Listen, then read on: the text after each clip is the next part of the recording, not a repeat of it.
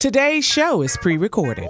Y'all know what time it is. Y'all don't know, y'all better ask somebody. Hat on, suit on, looking like a dapper dog, giving them all dressed like $1 million bucks, diamond things in its cuffs. Y'all tell me who could it be but Steve Harvey? Everybody out there listening to me, put your hands together for Steve Harvey. Put your hands together.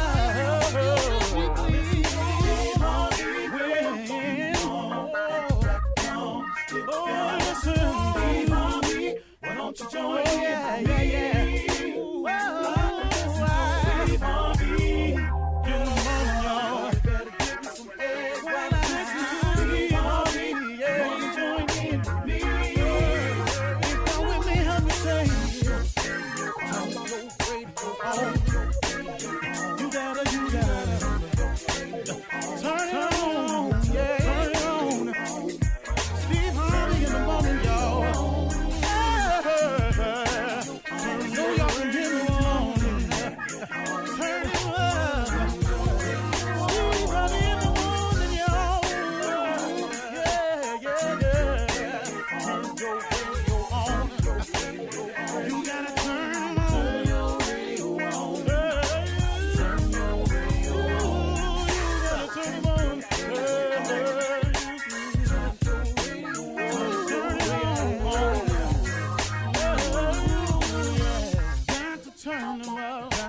Steve Harvey got to turn them out. Got to turn them out. Steve Harvey turn them on to the morning, y'all.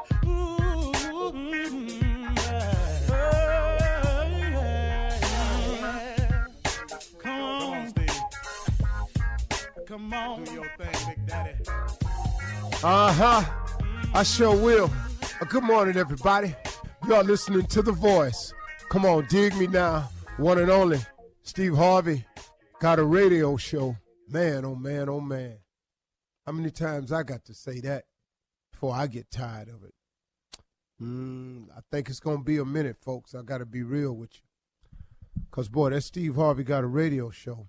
Man, clear indication of how God can do some unexpected, wonderful things for you. How he leads your life in directions that you never, ever saw coming. You know, I was talking with somebody the other day, and they were talking about how, man, they were young and they were doing things, and they never knew that the things that they were doing as a youngster would come and help form who they were today. As an adult, this guy's 50 years old. And, the same thing for you. If you look back on your life and all of the things that you've done, it helps shape you into who you are. Now, this is provided now that you take the positive approach. Now, when I say look back at your life and see what you've done, that doesn't mean dwell on the misfortunate moments, because the misfortunate moments were necessary. I know it's hard to see that when it's happening to you, but the unfortunate moments are necessary. You know, what really makes you appreciate summer vacation is winter work. What really makes you appreciate a walk on the beach is when it's cold, it's raining outside. What really makes you appreciate when you're up is because you've been down. See, if you were up all the time, just the nature of us as human beings, we would lose our appreciation for it, because it becomes que sera. Whatever it is, well, it is what it is. I'm just what? You take it for granted. It becomes expected. But what happens in life is it has so many twists and turns. And then you learn how to deal with those twists and turns, which makes you now a more experienced person. And then when the sunny days come, man, you go, wow, it's really nice outside. You really want to appreciate how warm weather, just stay in a bunch of cold weather all the time. You know what I'm saying? This is really simple analogies, but it helps you along the way. Now, here's what I came to say today to everybody out there, and this has helped me in my life. I can't tell you what it's done for me, but a lot of people are struggling with moving forward with their future plans, their future goals, their future aspirations, their future hopes, their future dreams, just simply your future wants. A lot of people trying to have a hard time mapping out their future, even what I'm going to do, what I'm going to be, what I'm going to make, how I'm going to go about it, what do I do next. I want to share something with you that I had to come to terms with. The quickest way to lose focus on your future is to keep focusing on your past. You know, it's like I said at the beginning, you know, when I say it's wonderful to look at your life and review it, because if you look at it, it'll tell you, it really helps shape and form you today as the person you are. Now, if you look at it in a positive sense, but if you dwell and harp on the negative that's happened to you, then that keeps you from seeing the good in the incident. Every bad thing that's happened to you, there was a silver lining behind it. I know people who were on drugs who finally, man, just got sent to prison for stealing because of their habit. I know a cat that sold dope. Well, he went to prison. He told me one time, he said, Steve, he said, man, this is the best thing ever happened to me. This saved my life. Now, most people would think, how in the world is going to prison helpful for you? The brother said, it saved my life. First of all, it got me clean. He said, I've been clean for 5 years from sitting in here.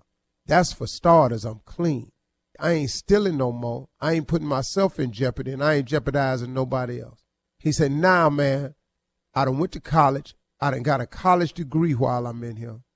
Then he was released from prison, and the brother's life was completely turned around. He married. He got a family. He got a great job. He go to work every day. He's a productive citizen.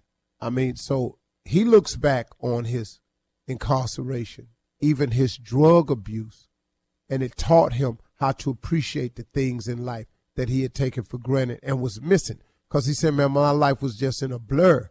I didn't even know what was going on. He said, now I appreciate every day I wake up. That's what I mean. Even in your missteps in life, there is a purpose for the missteps. Every time you fail, there was a reason for the failure. See, what I had to do was I had to learn that all of my failures taught me how to get back up. So I became a very strong and tough person in getting back up. And then I was down and out so long that it taught me how to really appreciate the up. And so I've taken all of that and used it, those experiences that happened to me, and I became a more experienced person. So next time when people talk about me who don't know me, it don't shake me, because everybody not going to like you, man. You might as well go and get on this train right now. And so what I'm saying to you out there is the quickest way to lose focus on your future is to keep focusing on your past. Let it go. Yeah, he left.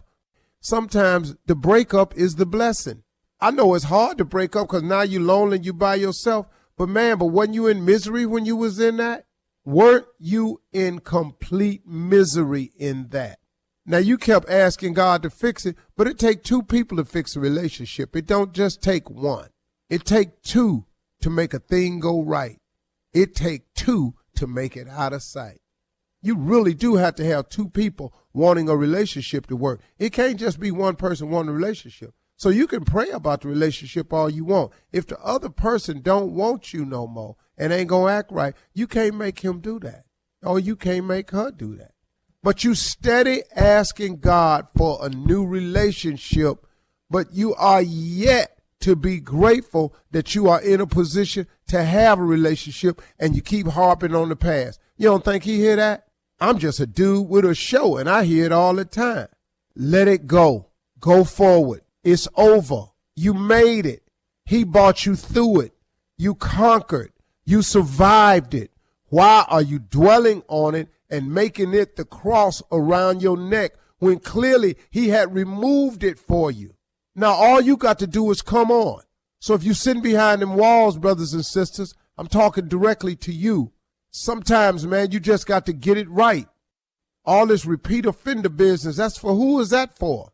How ignorant can you be to keep giving your life back to the penal system? Be free, man. Walk the streets. Do the right thing. Ask God to help connect you. He can do anything. You think he can't give you a job? Are you serious, man? Put some faith on it. Let's move forward, y'all. Let it go. Let's move.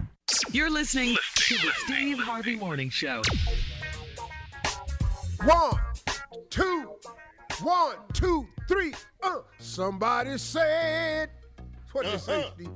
That was dancing in the streets. Somebody told me that they was dancing about me. I write the song the way I like them sing. And if you don't like it, go on and do your thing. Yeah, somebody told me that they were dancing in the street. Yeah, I felt like that today. Good morning, Shirley, Carla, Junior, Jay, Nephew. Good morning. Top. Friday, baby. All right, man. What you want? Uncle, let me ask you something. Sunday Halloween. And kids gotta go trick or treat, but everybody not finna get no good candy if you get dropped off in an old neighborhood. What they gonna get in their bag if you pull up to Miss Elder house? Well, first of all of my kids is going Halloween. All my grandkids is going, and they going as white kids. Uh-oh. Okay. Now, they started crying when I told them what their costume was going to be. They started crying. Why they can't pick their own costume? I don't know. I'm going to have to change Are they that. scary white kids? I mean, Well, my grandson, I got vetoed anyway because my grandson, let me tell you what we fell out about yesterday. When I came off the trip, it was amazing because I hugged him, and he runs to me every time, and little Noah grabbed me. And I said, Venom, what's up, Venom? Give me some love. Because Venom was the last superhero he was when I left. He pushed away from me, and he looked devastated. He said, Pawpaw, I'm not Venom. And I went, well, damn, I didn't know. And I tried to hug him again, but I'm He-Man. Superhero. Now, his sister Rose was standing there and said, look at his shirt, Pawpaw.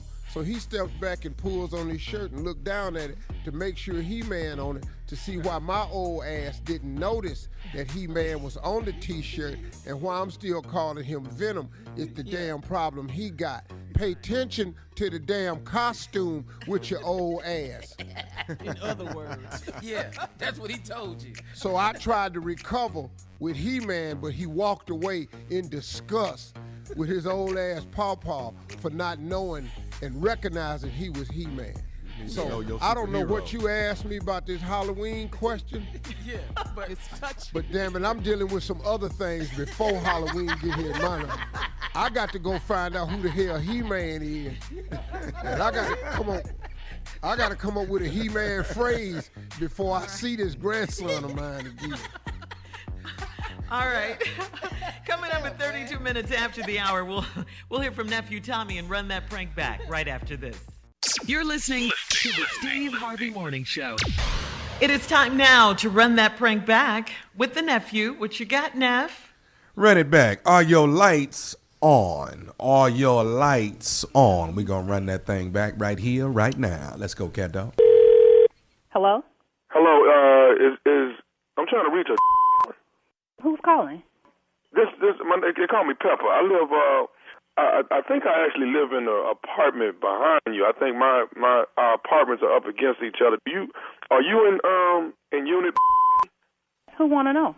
Actually, I want to know. I'm calling you. I got a little bit of a problem. I actually live in which is the apartment that's our apartments are back to back with each other. Mm-hmm. And I don't mean no harm, man. But you are though, right? Yes. Okay. Here's what's going on. It took me a long time to try to figure this out. But when you come home in the evening and you turn your lights on, my oven and stove come on. And I'm talking about every aisle on my stove is on and burning hot. How do you know that's because when I turn my lights on? I done figured it out. It just seemed like every time, I hear you when you close your door, and I every evening I'm like, why is my oven and my stove coming on? And I'm talking about my whole kitchen just 100 degrees in there behind the stove being on like that. Okay, did you call maintenance? From my understanding, I'm on the list, and they're not going to get to me for a couple of days now. So I'm asking you, Miss, if you don't mind, to not have your lights on until they come get this fixed. Okay, so you asking me not to turn on my lights for 3 or 4 days and, to sit in the dark. Well, I'm just saying, it's only going to be for a couple of days. I know it's a little bit of an inconvenience, but, I can't be over here in the house, damn near about to burn down. Are you listening to what you're saying? You're asking me to sit in the dark. I got a baby. I can't sit in the dark. Okay. Do y'all have any candles or something y'all can work with or something like that? I have to give my baby food, milk. Really, you want me to sit in the dark and you don't want me to turn anything on. I got to feed my baby. I understand, and much respect to you and your child. Much respect. But what I'm trying to explain to you is, we have to look at the big hazard here. The bigger hazard is that I'm over here with fire on. Okay, first of all, where are you getting this we from? How am I involved in your situation? I have nothing to do with what's going on in your house. Your lights is patched in some kind of way to my oven and stove. Okay, but I don't have anything to do with that. You need to call management or maintenance or whatever, but I don't have anything to do with that. And I want to know, how do you know when I get home and turn on my lights? Are you looking in my window or something? Are you a peeping Tom? Do I need to call 911? You don't need to call nobody on me. Now, what we need to do is get somebody over here and fix this oven and this stove. That's what we got to get done. But until then, right now, you can't turn them lights on. Oh, I'm turning on my lights. Okay. I know you ain't trying to regulate what I do in my house. Listen, I'm going to tell you just like this here. I'm going to need you to keep them lights off until maintenance get over here in 2 days. Now, if I see this stove come on and all these eyes on this stove come on, then I'm going to come back over there and we're going to have to rectify the problem. But I cannot have this coming on. So you threatening me now? I'm not. No, I'm not. No, I am not. I'm telling you not to turn the lights on. That's what I'm asking you to do. Well, I can't sit in the dark, and I'm going to turn on my lights. So, you're going to have to deal with it. No, I'm not finna deal with it. You're going to have to actually turn the lights off. Now, I understand. Do you have somewhere you can go stay? Oh, me? Do you have somewhere you can go stay? I'm not leaving my house. I don't have a problem. You're the one with the problem. I'm not finna leave here and then you turn it on and then if you come over here and knock on my door, you think you see fire in your stove. You're going to see some fire. I can show you some fire. Okay, listen. I'm trying to work with you as calmly as I can, okay? You're not trying to work with me calmly. Okay. The only thing you're doing right now is you're trying to tell me what to do and run my household. Okay, if you're not going to work with me, then this is what I'm going to do. Because I already found out where the breaker is. I'll just go and just turn all the power off.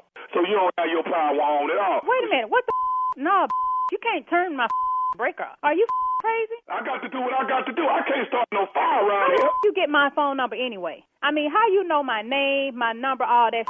You know what? My about to come home, and he going to put the foot up your I don't care if he put your in the oven, and we set your on fire. What the you talking about? You going to damn turn the breaker off. Hey, hold on. I'm trying to sit over here and prevent a fire for the whole complex, and you up in here trying to commit. This is like arson for you to turn that on. I don't give a You already got a problem, so I'm just going to add fuel to the fire. You call me. And again, I want to know how you got my number. Look, I'm not going to sit here and go on this little small talk with this you. The problem is that we got a problem with your switch. When you turn it on, my oven comes on and all the aisles on the stove come on. Problem, and it's about to be a bigger problem when my man come over there and put a foot up your I don't know who the you think you with, but it's about to be on. Who do you think you don't call the wrong I don't know how you got my number, but you called the wrong today. Okay, fine. I got one more thing else I need to say to you. Is you listening? What you got to say? Because I'm tired of listening to you. Are you listening? You ain't said I want to here today. You calling me with all this Here it is. This is Nephew Tommy from the Steve Harvey Morning Show. You just got pranked by your husband. Are you? Wait a minute. Hold up. This is who? This is Nephew Tommy from the Steve Harvey Morning Show. Your husband got me to prank phone call you. Are you serious? Is this for real? I don't believe this. believe it. You all right? I was ready to put a foot up in somebody's. I don't believe I just got pumped like this. Okay, I got to ask you one more thing. What is the baddest, I'm talking about the baddest radio show in the land? The Steve Harvey Morning Show. You got it. That right there is what you call sheer greatness, ignorance, stupidity, genius, all at the same time. That's what you call that right there. You understand? It's all in one. It's all in one. Great Wrapped stupid together. genius. A great stupid genius. Yeah. Great stupid stupid genius. genius. Stupid genius. Wrap that thing up like a burrito. Great You feel me? stupid genius. All right, nephew, thank you. Coming up next, it is Ask the CLO with our Chief Love Officer, Steve Harvey, with your love questions in the building right after this. You're listening to the Steve Harvey Morning Show. Coming up at the top of the hour in entertainment news, Nene blasts her longtime friend, Cynthia Bailey, for not coming to her husband Greg's funeral, and Floyd Mayweather offends a fan that just wanted a selfie. Floyd? But Come on, Floyd, take the picture, right now, Floyd. it is time. We'll get into it. Right now, it is time to Ask the CLO. Chief Love Officer Steve Harvey is here for your love questions. This one is from Marla in Atlanta. Marla writes, my husband and I have been retired for over a year, and my husband has been making small improvements in our home. So I was concerned about our finances since we're on a fixed income now. He told me he's been saving for incidentals like this, and I asked how much he had. He said he has saved at least $300,000, and I was shocked. Why did I have to question him to find out about this stash? Is it okay that he hides money like this? Well, now you got money to fix your house. Y'all ain't broke. What is you crying for? He saved the money, and he told you about it. Yeah, Marla. Because he knows if he don't stash the money, you gonna spend the money. Marla. What we do. That's why he stashed it, Marla. Because he knew this fixed income was coming. And he wanted to have a little something on his own. Congratulate your man for being frugal. Congratulate your man for informing you that.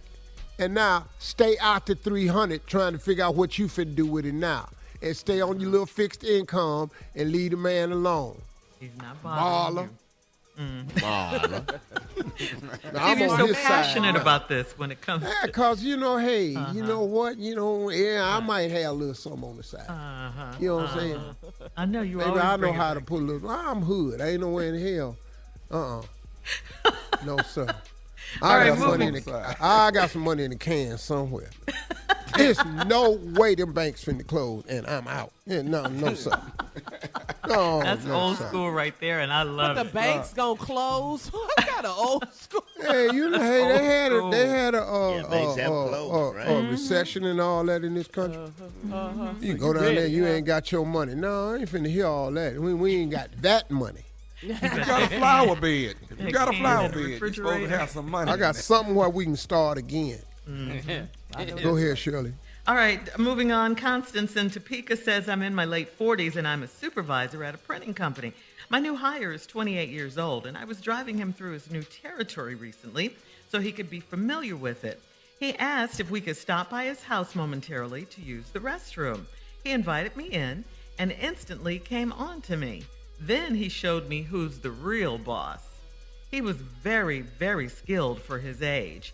Since that day, it's awkward at work, and he has no regard for me as a supervisor. I'm scared to fire him. What should I do? Well, fire me if you want to, but you finna get told on. Because let me tell you something, these young boys don't know how to keep no secret. You gonna mess around and be in a damn rap song if your ass fire him. Had at the crib one day, we was going along and we started to play. We went out there, we was taking a drive. Next thing you know, in my house it got live. I was sitting up here, she had on a dress. So I came out, put her right to the test. Next thing you know, we was on the bed and I said, look at here, who's the head? Nah, I know you think you the boss of the one, but I came in to have some fun. I don't really give a damn about this job. Oh, come on, let's bust the slob.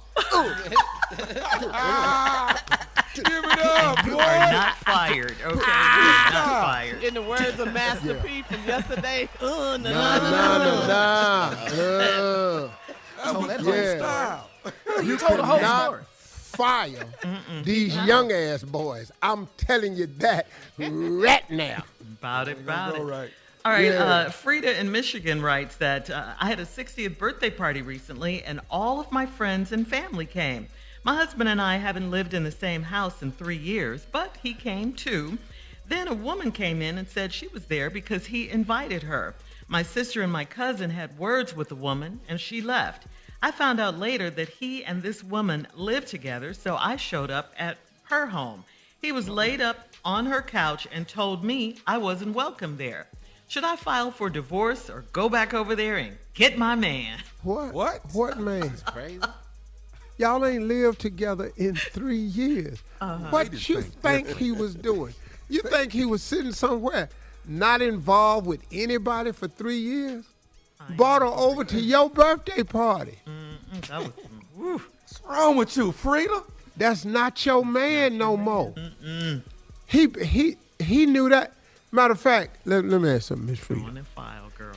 Now, when y'all started living away from each other 3 years ago, has he been back over there to ask you, can he come back home? Since that. She didn't say. No.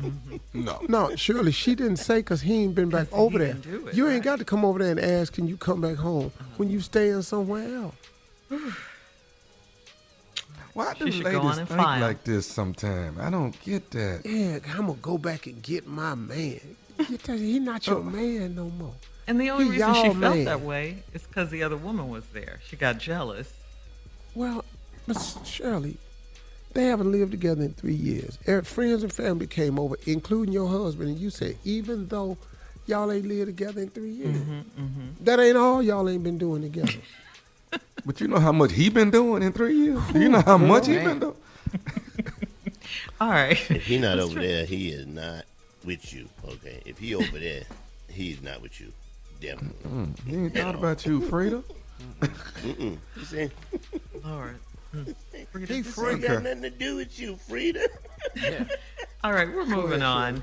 Lynette in Delaware says, I'm a preschool teacher, and one of my 5-year-olds told me that her daddy said I was pretty. Her parents do a good job at co-parenting, and her father is cute, but not my type.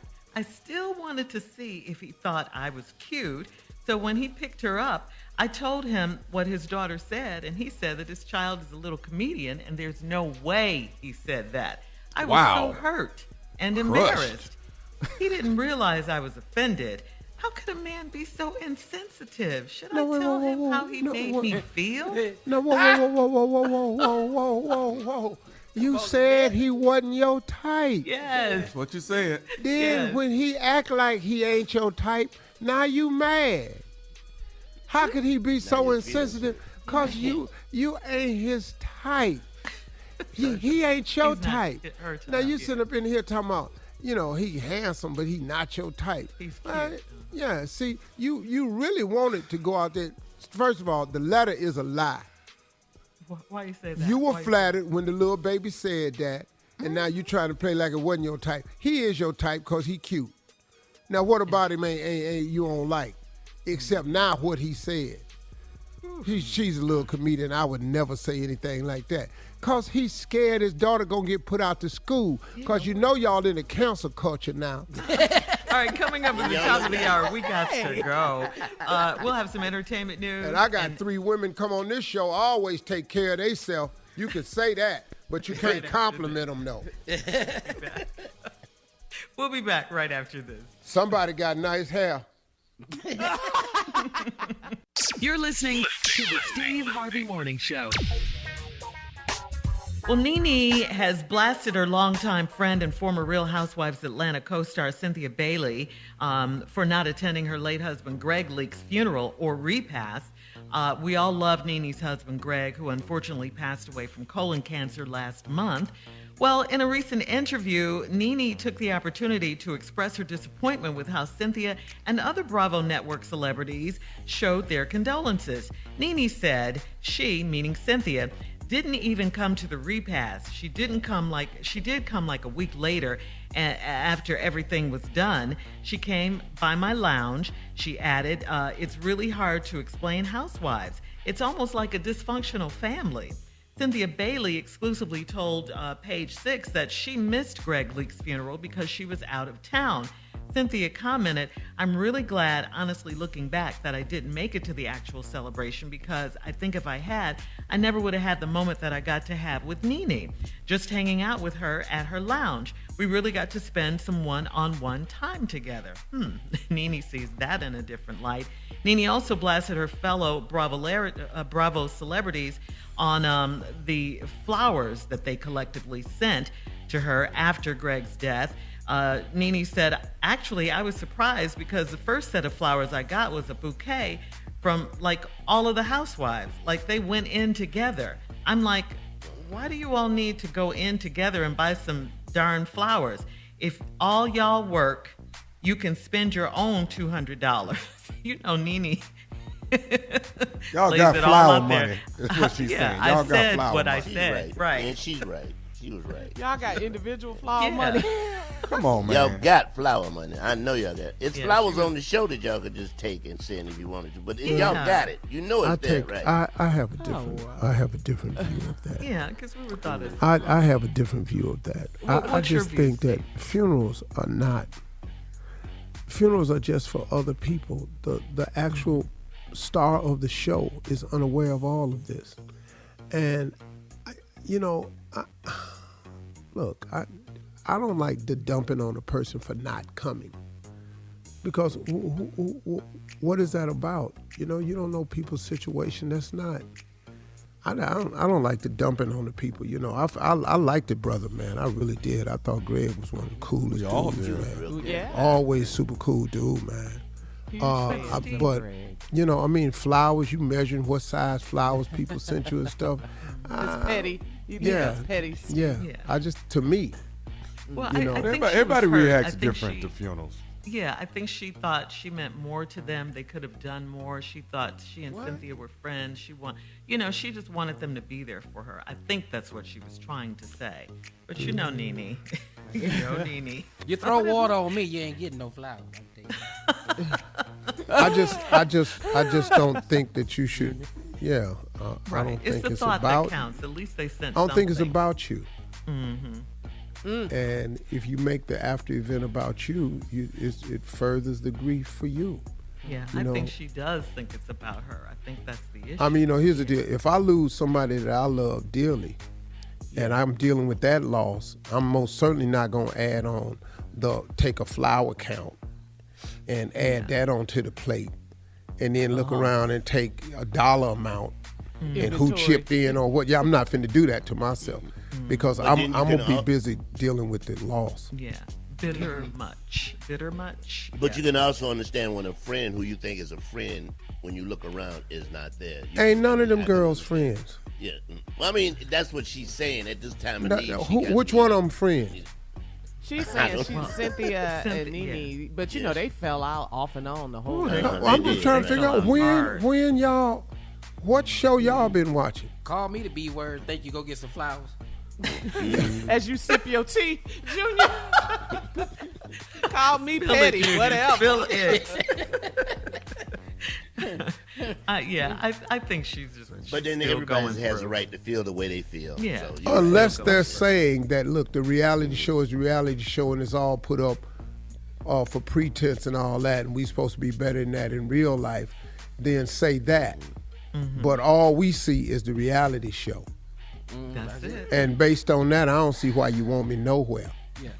Throw a shoe at me and think I'm showing up. Yeah. In the words of Nene, I said what I said. What I said. What I said. All right. That's why.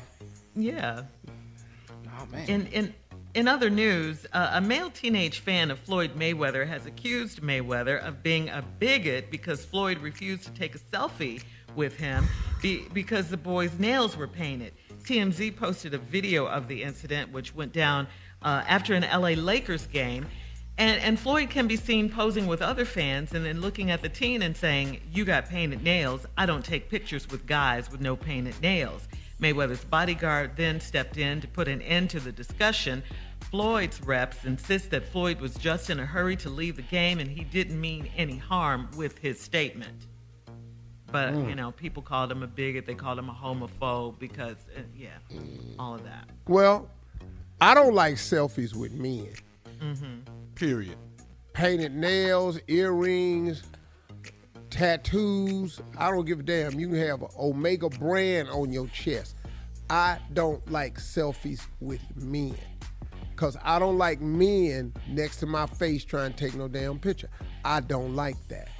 So I don't know what you're going to call me, but I don't like selfies with men. That's just a rule. I'll take a picture with you, but we not finna put our cheeks up against each other and take no damn picture. That's not what we finna do. Better hand this camera to somebody. I don't know what you call that right there. I'm paranoid, but our face is not touching, fellas. Cheek to cheek, come on. We gotta go. We Coming not up next, taking no damn selfie. Coming up next, we're gonna look into the mind of J. Anthony Brown at 20 minutes after, right after this. You're listening to the Steve Harvey Morning Show. All right, come on, Steve. It is time to look into the mind of your friend. Ladies and gentlemen, let's go, J. Anthony Brown. Thank you, Mr. Harvey. Thank you so much. There's probably nobody on this show that loves chicken more than me. I've tried to stop, but I just can't. I end up going back to chicken. And for you vegans out there, chicken is not a meat. You should eat it. It's chicken, okay? It's not meat at all. It's not meat. It's chicken, okay? There's meat, there's vegetable, and then there's chicken. Now, why I'm saying this because we are about to run out of chicken. And the reason we're going to run out of chicken because every other day somebody is opening a business selling chicken. I just found out that Arby's, the meat people, we have the beef. Now they got chicken. They got chicken, which means we need to get some of these people who are opening these businesses to look at some other birds to fry and cook up. There's duck, there's pigeon, Cornish hen, eagles is just flying around. Let's take this off of the eagles can just fly around and you want to eat. And let's fry up some of these damn eagles, okay? Penguins, I know the wings are tiny. They are very tiny. But if you flour them right, they might could taste good, all right?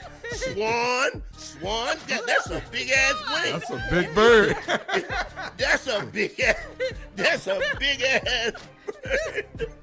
That's a big parrot. They don't tell you how good a swan neck he is. Yeah, you don't know how good a parrot wing would taste. And that would stop if you fry a wing on a parrot. That would cut out a lot of that damn talking. I'm telling you. If you all that would be gone. Okay? Cornish wings. That would be great. Now, with that being said, Cornish wings, Wingstop, wings and fries. With that being said, I just got off the phone with some people, some scientists, and they're working on some new chickens. These are the most amazing chickens they're going to come out because these chickens will save moms and dads and uncles and whatever who like to barbecue because these chickens they're working on and for the scientists right now, these chickens will cook their damn selves. They will cook themselves. You got chickens that'll come out, and if you pay extra money, when you cut them up, they bleed hot sauce. So, look, work with me on this damn chicken, okay? That's all I'm saying. I'm done. Work with me. Thank you, Jay.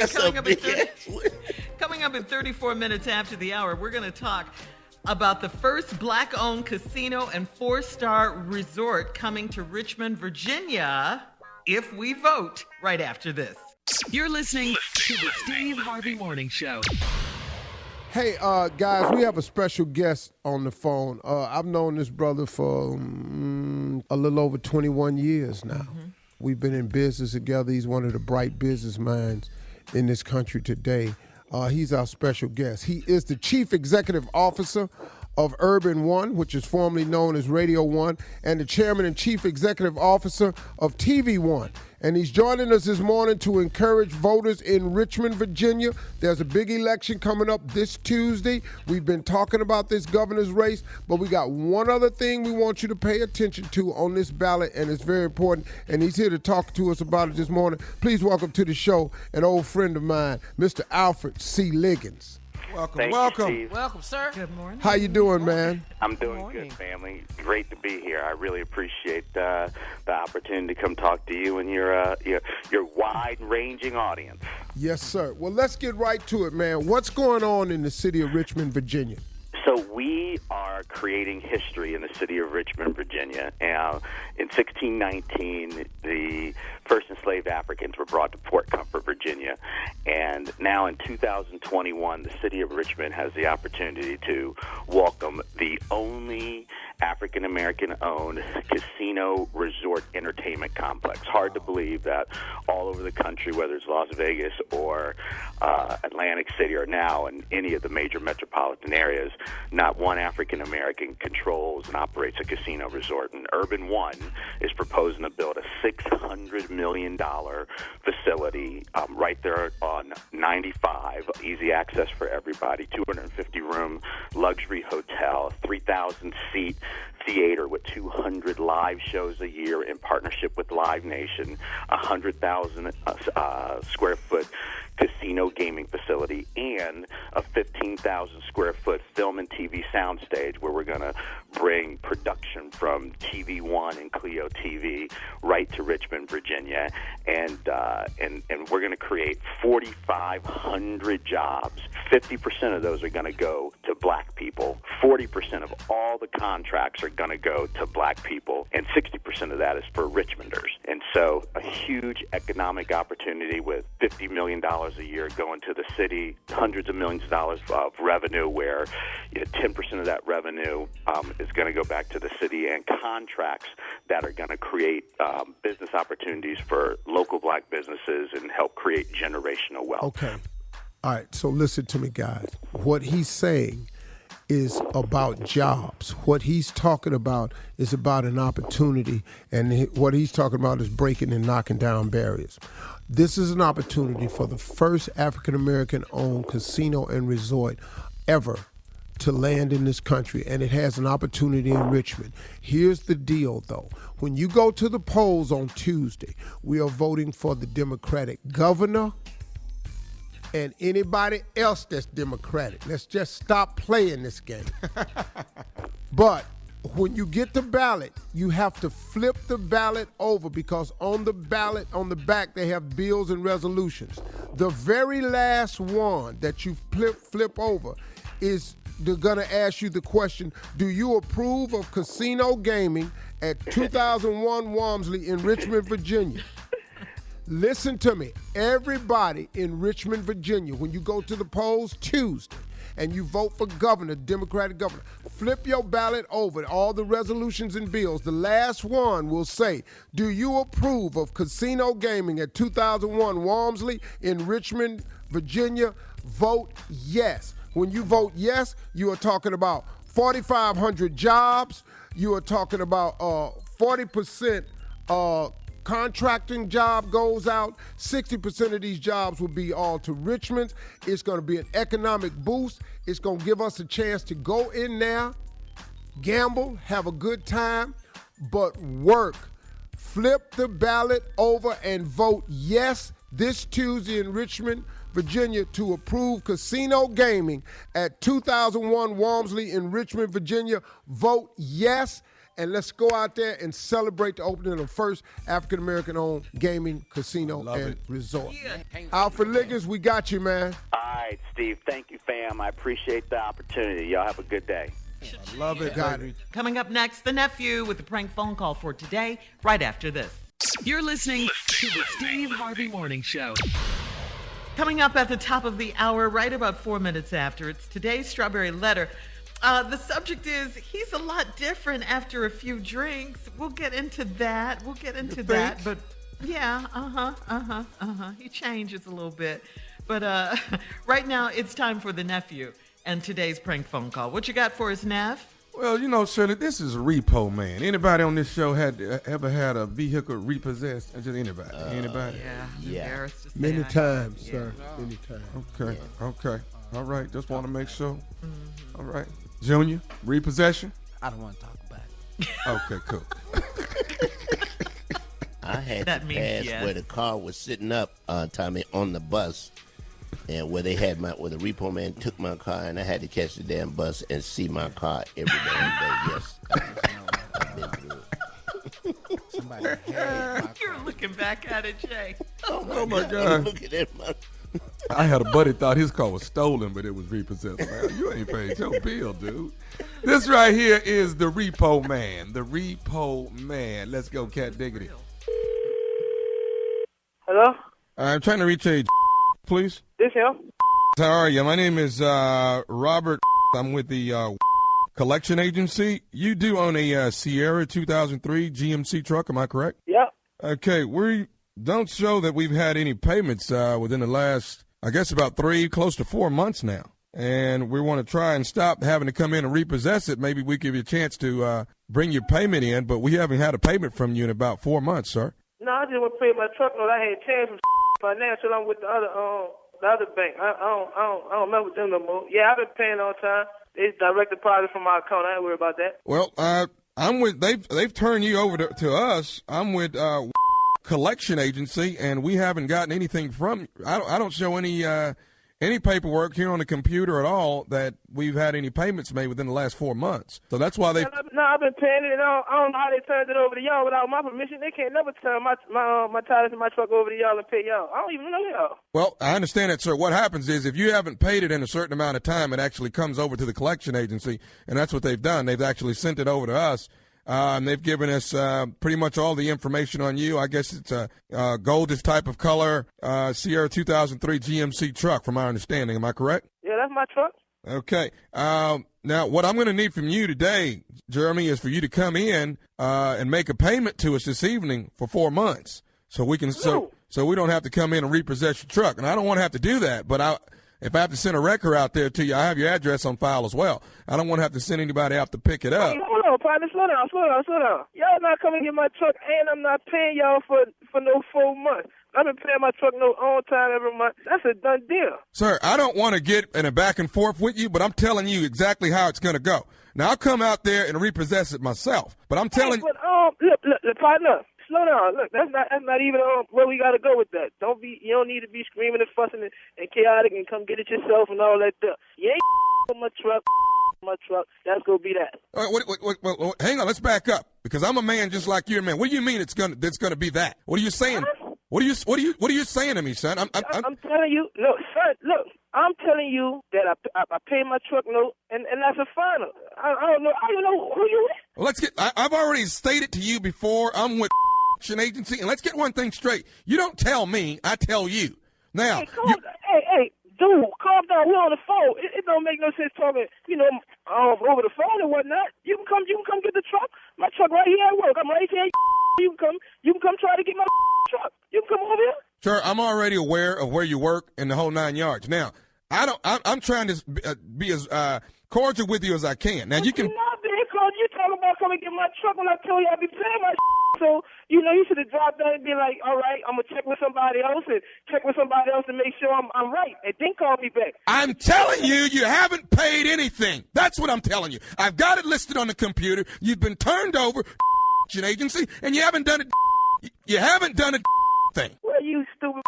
You wasting your breath screaming and hollering over the phone like that, because that ain't going to do me or you no good. But you ain't getting no money from me, and you ain't coming my truck. Well, matter of fact, you could come on my truck.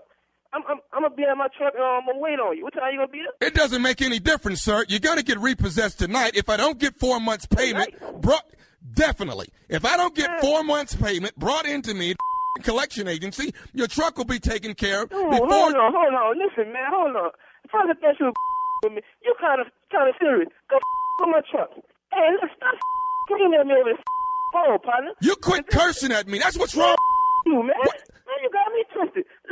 Look, my truck parked right outside. You can come over here and get it. I'll be sitting on there waiting for you. Look, you know what? I'm at the point I don't give a about this job. I'm ready to come kick your That's what I'm ready to do. Call him back, Cat. Hello? I don't need a little scared hanging up the phone. You stand here like a man and you handle your problems. Hey, hold on. I'm at work. I can't be dealing with that man. I gotta go back to work, bro. You stop calling my phone. I'm at work, too, doing my job the same way you're doing yours. Hey, well, make your money. Do your job. Come get the truck. I got one more thing I want to say to you before you go. Are you listening? Man, I'm listening. What you say, partner? This is Nephew Tommy from the Steve Harvey Morning Show. You just got pranked by out of here. No, you got all my teeth trembling in you, man. Man. You all right, man? No, I'm not all right. I'm on top of this roof, man. I'm talking to my coworker. I'm upset. Yeah, you got me about to jump on this roof trying to get to my truck. She told me, man. She said that boy loved that truck. Yeah, that's my truck, man. That's my only transportation, man. That's to and from the work. I hear you. Hey, man. Oh, man, you got my turn now. Yeah, you got it, bro. You got it pretty good. Hey, I gotta ask you, man. Tell me, brother, what is the baddest? I'm talking about the baddest radio show in the land. Oh, no doubt. Steve Harvey Morning Show. Oh, man. Come on, man.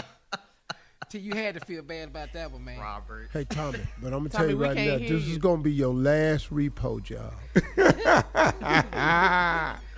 I felt good about it. Yeah. King of pranks. He about to jump off the roof, though. Hey, man, who you hollering at? He said you kind of stupid. Who you hollering at? Come on and get it. I'm going to be sitting out here in my truck waiting on you. Just come on. But I always loved it. Man, you got me twisted. You don't really know. Yo. I don't know who you thought you called. Yes, sir. Yes, sir. Come over here and touch the truck.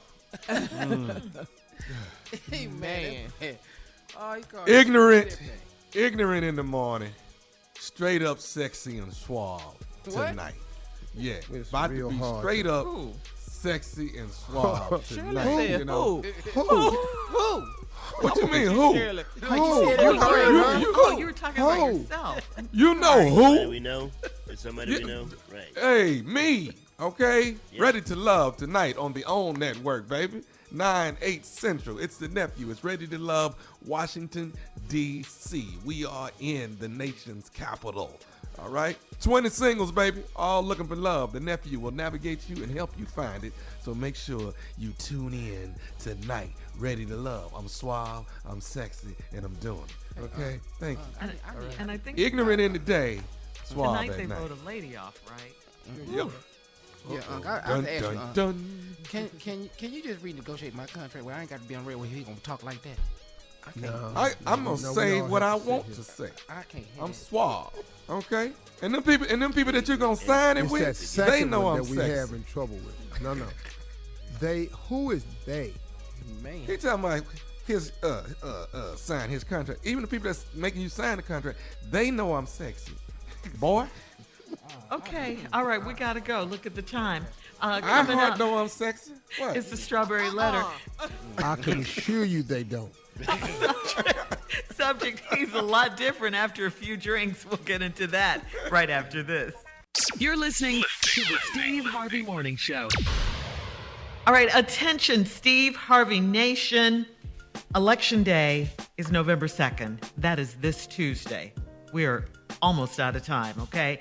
So New Jersey, 33 other states, and come on, Virginia, Virginia, and get this black-owned casino, okay? It is time to vote early for state and local elections. Go to whenweallvote.org to register, check your voting status, and know your voting rights. That is whenweallvote.org. In governor. Virginia, the governor, we voting Democratic because I'm just telling you, man, what's happening in this party right now is the Trump party. And these Republicans are holding the line. I don't even care no more because they're not good Republicans if you're just honoring Donald Trump, even in his absence. I'm against that all way. Democratic ticket is what we're voting. on the governor's race in Virginia and up in New Jersey. So here's the deal. Also in Virginia, flip over the ballot on the back where they have the bills and resolutions. The last one to vote for is, do you want casino gaming at 2001 Walmsley Road in Richmond, Virginia? We are voting yes, because that will give us the very first African-American owned casino and resort. So flip over the ballot, go to the last one, and vote yes for do you want casino gaming in Richmond, Virginia. Can I say one more thing, Steve? One more thing. The ballot is that piece of paper, okay? That's that piece of paper you write your vote on. That's the ballot. Don't go looking for. So where the ballot? Because Steve said flip it over. It's the piece of paper you're voting on. Already in your hand. It's already. So don't vote and then go back up there and say, I need a ballot. I forgot to flip mine over. All right. Thank you. I think we got it. Go to whenweallvote.org. All right. It's time now. We're going to switch it here. It's time now for today's Strawberry Letter. If you need advice on relationships, work, sex, parenting, and more, submit your Strawberry Letter, please, to steveharveyfm.com. And you never know, we could be reading your letter live on the air, just like this one right here, okay? Just like that one right there. Buckle up and hold on tight. We got it for you. Here it is, the Strawberry Letter. Thank you, Neff. Subject, he's a lot different after a few drinks.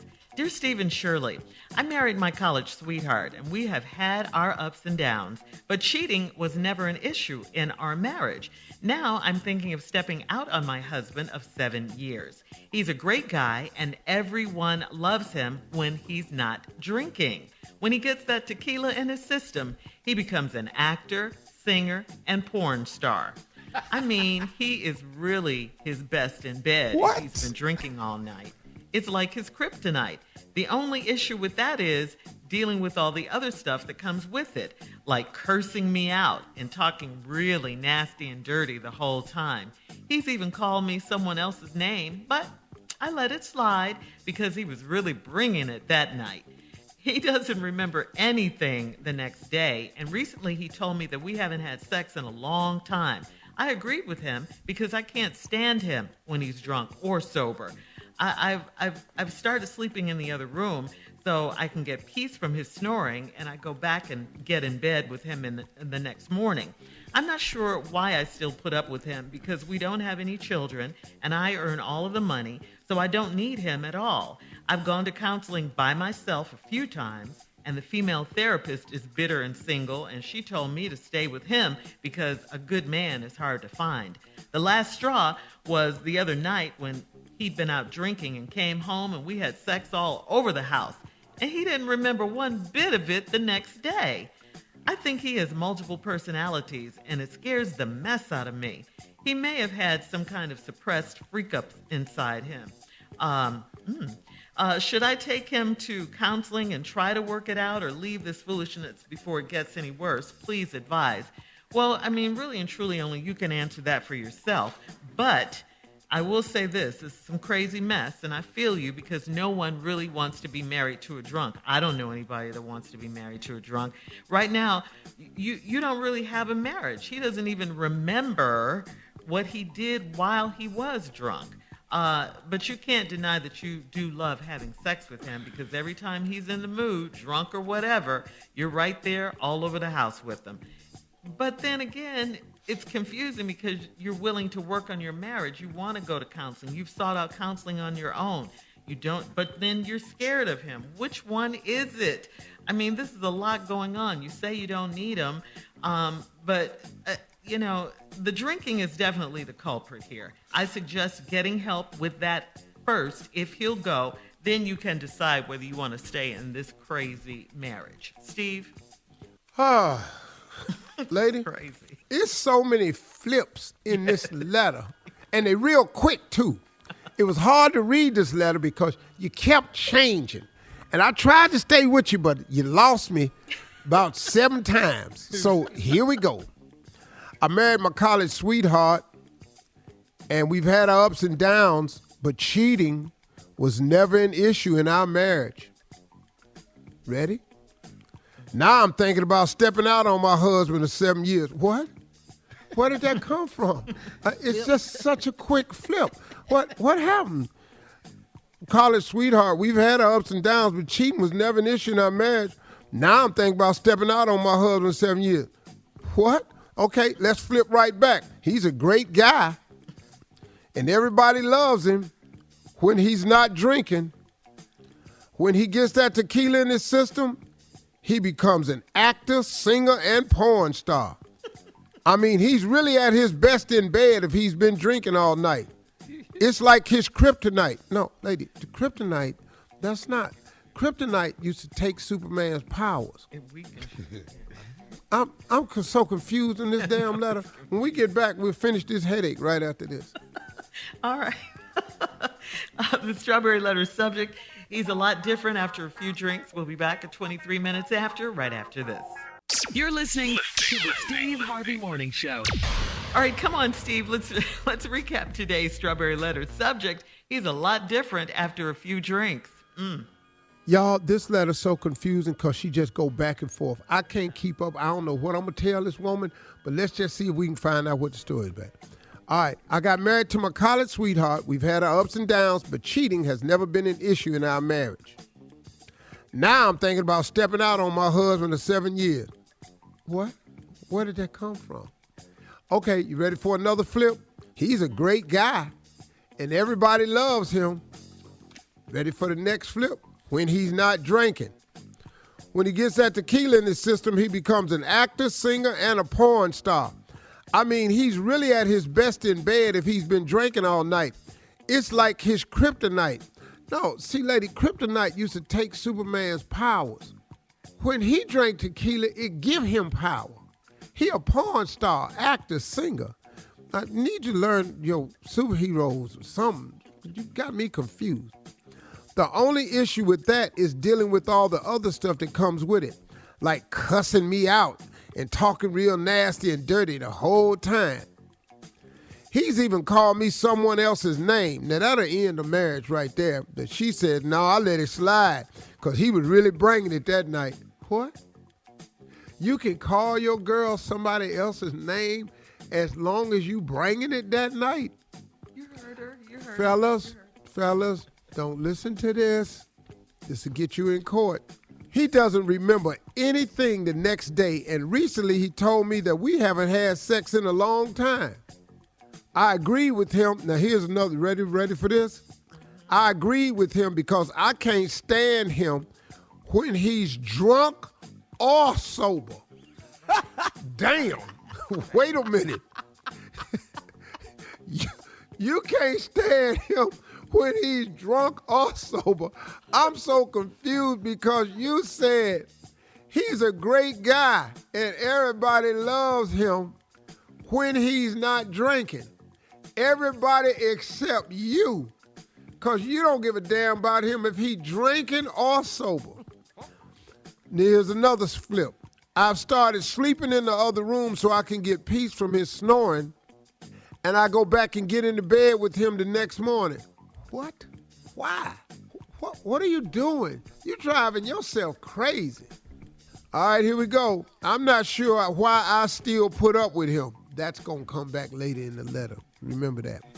Because we don't have any children. I earn all the money, so I don't need him at all. I've gone to counseling by myself a few times. That's another problem. You ain't in there solving no damn problems in counseling by yourself. And the female therapist is bitter and single, and she told me to stay with him because a good man is hard to find. Well, the problem is he don't sound like a good man. Because you can't stand him when he's sober or drunk. I don't get this letter right here. But here we go, though. You ready? The last straw was the other night when he'd been out drinking. He came home and we had sex all over the house. And he didn't remember one bit of it the next day. Now, let's go back to this line where you said, I'm not sure why I still put up with it. Now, let's go back to this line. He came home and we had sex all over the house. I think I found the reason why you still put up with him. I found the reason why you can't stand him while he drunk or sober. See, I'm not sure why I still put up with him. It's because after he drinks, you got Superman. But you say you can't stand him when he drunk or sober. But when he drunk, here he come, and this is the part you enjoy. She loves that part, yeah. He's magnificent. Anyway, I think he has multiple personalities, and it scares the mess out of me. He may have some kind of suppressed freak up inside of him. What? Should I take him to counseling and try to work it out, or have this foolishness, or end this foolishness before it gets any worse? Please advise. Well, let me explain to you what I think. I think if you take this man to counseling with that single counselor you got that's bitter and telling you to stay with a good man, I think you go and finna take him in there and introduce him to his new wife. Excuse me, because sober, as soon as she find out what he do after he get drunk, Miss Lonely Bitter Therapist is fitting to solve one of her biggest problems. She finna not be single or bitter no more. She finna take this little alcoholic and get to having sex all over their house. There is no solution for this problem you have here.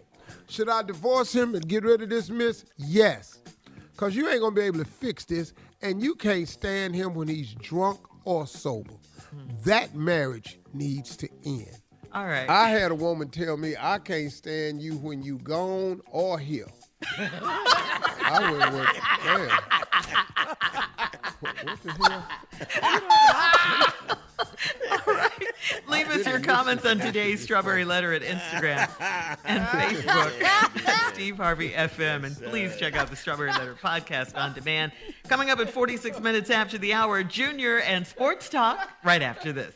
You're listening to the Steve Harvey Morning Show. All right, Junior, it's that time for sports. What you got? Come on, Pimpin, we got to get these picks in, man. Hey, what's up, man? Hey, listen, I want to say to everybody, I only missed one game next week. Pimp hot, boy, you know what I'm saying? Pimp is hot, but let me say this now. Can't go like that every week. Oh, we gonna damn sure try. All right, Pimpin, come on, hold on. Hey, what's up, ladies? How y'all doing? Hey, everybody Pimpin. good? Hey, what's up, Shirley? Pimpin. What's up, Chocolate? Ready, Pimpin? I like that little thing right there, boy. She keep her mouth closed and everything. I like that. Go ahead, Junior. Here we go. Dolphins at Bills. Dolphins at the Bills. Oh man, that's the Bills, man. They strong. They strong. Steelers versus the Browns. Cleveland all day, no way. Bengals versus the Jets. You know, man, I don't want to say this, but them damn Bengals, man, is rolling. Yeah. But Zach is hurt. I want to call upset. Because I need the Bengals to lose, but they playing too good. I'm going to go with Cincinnati, man. There it is. Titans versus the Colts. Titans all day. They on fire now, boy. Yeah, man. Eagles versus the Lions, better known as the game don't nobody care about. Oh, man, but I got to go with Philly on this one, man. Philly. No, wait, hold up. Philly. Oh. All right. 49ers versus the Bears. Oh, no, 49ers. They got some trouble up in Chicago. They playing that young boy wrong. Oh, man. The Los Angeles Rams versus the Texans. Next. Panthers versus the Falcons. Kansas City versus the Falcons. No, I said Panthers versus the Falcons. Oh, the Panthers versus the Falcons. Falcons gonna get another win, pimp. Okay, there it is. Jaguars versus the Seahawks. Oh, this is rough. Russell Wilson still out? I think he's still out, so I'm gonna have to go Jaguars. But no, they don't care who out. Yeah, they played good. Seahawks. There it is. Patriots versus the Chargers. No, Chargers. They should have never let Brady go. They ain't the same. Buccaneers versus the Saints. Oh. Ladies and gentlemen, the upset game of the week. Saints over Tampa Bay. Upset. Okay. There it upset. Is. Washington versus the Broncos. Upset number 2. Okay. Washington. Yeah. Cowboys over the versus Broncos. Excuse me, who? Cowboys versus the Vikings. No, wait, okay, I take that back. Washington ain't gonna beat the Broncos. Okay. But this is my upset pick of the week. What'd you just say? Cowboys versus the Vikings. Vikings over the Cowboys. There it is. We'll be back to play a round of Would You Rather at the top of the hour right after this. You're listening to the Steve Harvey Morning Show. All right, guys, time now for Would You Rather. Here we go. Would you rather buy all used underwear for 1 year, or would you rather buy all used toothbrushes for a year? God. No, you gonna give me them. You gonna give me them draws.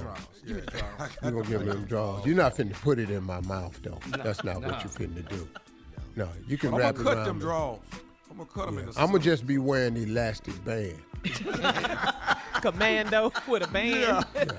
All I'm gonna have a band say Haynes. Yeah, just a wrap around. I've had a draws challenge in my life. I mean, I have had it, so I would not do toothbrush. That's what that. You're not agreeing on that. Okay, I think you all are all in agreement on that one. Yes. Oh yeah. Okay, would you rather have a fully charged cell phone battery or a full tank of gas? Phone. Oh, no. Gas. Well, that's easy. Full tank of gas. What? No, phone. I can call Uber and everybody once I get that phone. That phone got to be charged. I can't do nothing without I that get a damn phone. I can get somebody to bring me some gas. I swear I Yes. get somebody to bring me some damn gas. Okay, what about you, Steve? I don't really know. Huh? Phone that's a light. I don't really know. I can't be out here running out of no damn gas. That can't happen. No. Steve Harvey on the side of the road with a can in his hand. You ain't call nobody. on the side of the road walking with a gas can? Oh, hell no. Ooh, he doing bad. I need my phone fell to off. die. He fell off. Ooh, he I thought done had really TV fell shows off. and stuff. Cannot be on the side of the road out of gas. Try it now, Steve.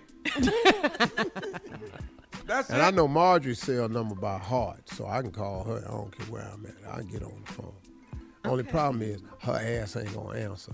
That's the damn problem, because she don't have a phone with her. Okay. All right. So you, It's sitting somewhere in the house. Baby, I've been calling it. I don't know where my phone is. I don't even know why she got a damn phone. All right, so, okay, would you rather have a time machine and go back in the past, Oh, hell no. B. or would you be transported to the future? Would you rather be transported to the future? No, we not. I'm like, wow. We ain't going back land in the in past. slavery. Hell, what is we finna do in the past? That was fun. Go back. You pick the past. You pick No, the No, but that's Well, right. Pick. Well, Pick. put me That's back what we'll in- be doing. Picking. Put me back We at not going birthday. back there. Hot. We not picking. Can I, Yeah, can and I that go was a back in the bad word. past? Pick. No, ain't nothing good back there. Not the 60s. No. I'm gonna go back in the past, and I haven't met none of them damn women. I'm sitting up here. I'm not married. I got all my money. Hell yeah, past. Take me I'm back going to to the the damn future. past. Avatar. Straighten some things A out. fine blue woman. No. I didn't do well in the past, so I'm gonna have to pick the future. All my clothes in the yard didn't feel good, so I'm not going back to that moment. Would you rather cuddle in the morning, or would you rather cuddle at night? See, at night I need you to get over there. I need my space. I need you. I don't need you all up on No, me. in the You know, morning, it's hot. ain't nobody brush their teeth in the morning. We won't pass on this right here. No. We back don't to need back to cuddle. cuddling on in the morning, right? Turn We can around. cuddle. You just can't turn around. You know what I'm saying? You can't. Don't turn around now. No, I cuddle with you, but I eat the hair off the back of your head with the breath I got in the morning. I breathe on the back of your head, and you have alopecia in a patch of your head. My breath produces alopecia on your scalp if I breathe on the back of your damn What head. is that sizzling coming off your head? I'm so sorry. I'm pressing your hair. Be back there. You don't know what is that right there. What are you cooking? I'm not cooking. I'm breathing. I smell hot hair. I can't believe you worked the word alopecia in that. Okay. That was all into the joke repertoire. I was deep in there. All right. Thanks, guys. Coming up, we'll have more of the Steve Harvey Morning Show at 20 minutes after, right after this. You're listening to the Steve Harvey Morning Show. An Italian man under house arrest recently discovered that getting to serve his sentence at home instead of jail is not all it's cracked up to be. He's a 30-year-old man. He was serving multiple years for drug offenses, left his home, walked into the police station, and begged the police to put him back in jail. He says because he couldn't stand to be stuck at home with his wife. Police I told you. I knew it. Terrible. I knew he was married. I knew Terrible. I'd rather room with Danny. Let me get back in there. The police say I'm the going to go man out here and told break a him. window in one of these police cars. Come on, Lock Shirley. me up. Police say the man told him that my domestic life has become hell and I can't do it anymore. I want to go to jail. Man, Arrest that's me. crazy. Arrest me. That's hell at For home. prison. Yeah. That's hell. Wow. That's I feel something. for him. He catching it bad. You go down to the station. That happened to a lot of people during COVID too. Yeah. Yeah. They found out the person they married was real. Yeah, COVID let you know some things. Oh my God. I actually had a good time during COVID with Marjorie. We had some fun, man. I discovered that I really, really liked her a lot. That's the key, like. I love her, that's for sure. But I really liked her a lot. We had a good time during COVID. I don't want to go back to that For though. prison, though? Yeah. Over the house? Nah. Open that gate. I've had another marriage where, I'd have took it. We gotta go. 9 Coming back years. at 33 minutes after the hour with more of the Steve Harvey Morning Show right after this. You're listening to the Steve Harvey Morning Show. Well, guys, Halloween will be celebrated across the country this weekend, and Americans are expected to spend over, get this amount, $10 billion with a B, $billion on Halloween this year. Google Trends released its 2021 FrightGeist, and it lists the top costumes nationally. This year's top 10 Halloween costumes include some iconic horror movie characters. So here they go. Number 10, Chucky. Yeah, Chucky's Chucky, bad. that doll. He will never go away, will he? I'll whoop your ass. You come to my door trick-or-treating with Chucky. Oh, Number 10. yeah, I'm going to attack the child. I just want you to know that. Number Well, 9 let's- is a clown. Ain't nobody Pennywise from It or coming to your dodo. You can't get past. No, we don't have a trick-or-treat neighborhood.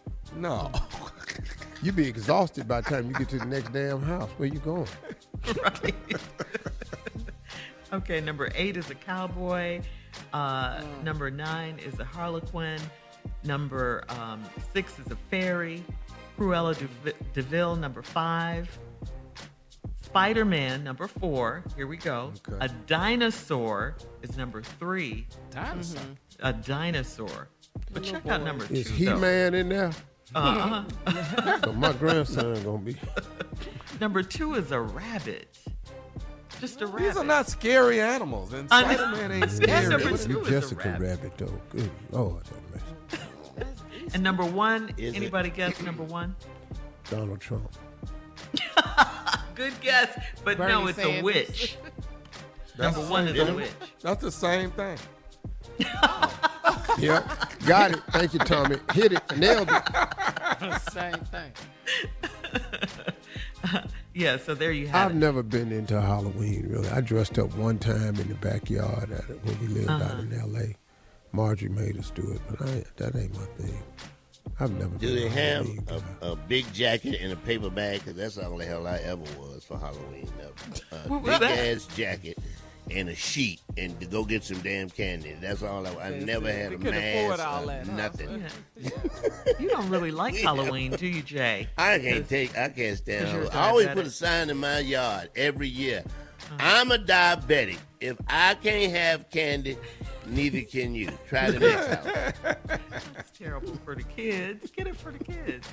Is Tasha into it? Tasha, your baby? You know, we have a big Halloween party every year. She got to be into Halloween because she go to school with white kids. Yeah, we'll have a house full of teenagers at my house every year. Put that out there. Every year, Halloween party. All right, happy Halloween. Coming up next, it is our last break of the day, and at 49 minutes after, we'll have some closing remarks from the one and only Steve Harvey right after this. You're listening to the Steve Harvey Morning Show. All right, guys, here we are, our last break of the day and of the week on this Friday. Yes. Friday, girl. We made it. We made it, y'all. Love us on Friday. We made it, Lord. Oh, long Thank weekend. you, Lord. Now here it's Friday. Thank you, Jesus. Amen. All right. So, Steve, some encouraging words, enlightening words from you in your closing remarks. You know, I want to Head talk into to the everybody weekend. today about hardships and pressure, trials, tribulations, setbacks. And the reason I'm choosing a subject, and I don't want you to take it in a negative way, even though I've mentioned something that's unpleasant for everybody to deal with or sometimes even talk about. I want to talk to you about pressure and things of this nature because it's something we all have to go through. And I know some people are, oh Lord, oh why me, oh God. It's not why you. It's everybody. It's everybody that goes through it. And I want to explain something to you about it. When God gives you a dream, when God places a dream inside of you, when you have these dreams are in the form of your imagination oftentimes, and that's just God showing you a preview of a coming attraction that he has for you. That's what your dreams and imagination is. Albert Einstein had a quote that says, imagination is everything. It's a preview to life's coming attraction. When God places these dreams and things in your imagination, it's God's way of showing you what's possible. It's God's way of showing you the real life that he has for you. See, no matter what your life is, we oftentimes dream of other things. Pretty sure I met Beyonce when she was 14 years old. I met her father. And they used to perform at this comedy club called the Hip Hop Comedy Stop in Houston. And he used to bring them down there to get them in front of some grown-ups and perform. And they were good, 14 years old, but I wanted them to go ahead because I'm out here trying to earn a living. I ain't got time for this right here. I got to get on this stage because I'm practicing the craft, but they were too. But I'm pretty sure back that was their dream and their vision. And God showed it to them. And they became Destiny's Child, one of the top female groups of all time. And she went solo, and Kelly went solo, and Michelle went solo. She's in gospel music, and Kelly's doing her thing, beautiful girl, great career. And Beyonce is Beyonce. But when God places these dreams and things in your imagination, all of this is going to be tested. And the tests are necessary. These hardships, setbacks, trials, tribulations, the stuff I told you we were going to talk about, that's what we're talking about right now. Because all of these things are necessary. Because when you have a dream and imagination, it now has to be tested. And it comes in the form of pressure. The pressure is not designed to crush you. Listen to me now. The pressure that's on you, the test that's being put in front of you, the trials, the tribulations, they are not put in front of you to crush you. This pressure is put on you so that it forces you to dig deep down within you so the real you that's in you can come out. Pressure is designed to push who you need to be in the pursuit of this dream and this imagination. Push it out. Pressure is designed to go inside of you so you can discover who you really are. Because you won't know who you really are until you've been tested. You really won't know who your friends are until they've been put to the test. Quit calling people your friends if they ain't never been tested. Because when the test comes, you're going to find out. It's the test The dream will always be tested. The pressure in your life right now has a purpose. It's not to crush you. It's pushing what's on the inside of you out. Because it is designed to show you who you are. That's what it's for. You've got to learn to embrace these moments. Because these moments of trial, tribulation, pressure, disappointment, setbacks, it's designed to bring out the real you. We finna find out who up in here. That's why when you go out for a football team, they have a training camp. Because guess what? The football team gonna put you under some pressure. They gonna line you up against the dude that wants your job, and they gonna holler snap, and we gonna see what you got. They gonna run you through drills. They send you to a combine. They put you under pressure so you can dig on the inside so we can see who we got. Don't trip when you fall on hard times. Don't trip when you're under pressure. Don't trip when you have a setback. Don't trip when you have trials and tribulations, because all this is designed to find out who you really are. And the more you show God who you really are, the more you discover within yourself who you really are, the stronger you become, the closer you get to the dream. I embrace pressure. I accept it as a way of life. Bring it, because I know who I am. I belong to the God Most High. I'm on fire with that. I know that about me. There's nothing more you can do to me. I'm good, because I've been tested. I've been pressurized. Those are my closing remarks. I embrace the pressure. I invite you to do the same. For all Steve Harvey contests, no purchase necessary, void where prohibited. Participants must be legal U.S. residents at least 18 years old unless otherwise stated. For complete contest rules, visit SteveHarveyFM.com. You're listening to the Steve Harvey Morning Show.